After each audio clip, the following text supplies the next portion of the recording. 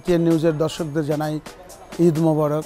দর্শক মণ্ডলী, প্রতি বছরের ন্যায় আবারও ফিরে আসলো ঈদ। ঈদ মানেই খুশি। আমরা ঈদে আপনাদের সবাইকে খুশি রাখার জন্য, খুশি করার জন্য বিভিন্ন রকম প্রোগ্রাম আমরা আপনাদের উপহার দিয়ে থাকি।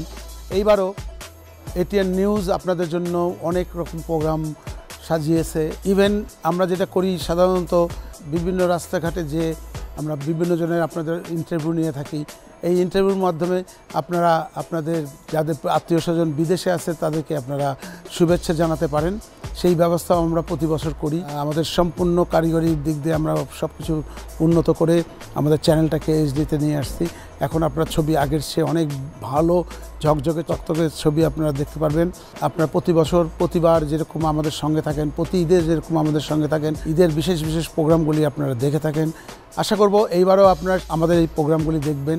আপনারা আমাদের সঙ্গে ছিলেন এতদিন বলেই এটিএন নিউজ এখনও জনপ্রিয়তার শীর্ষে আছে।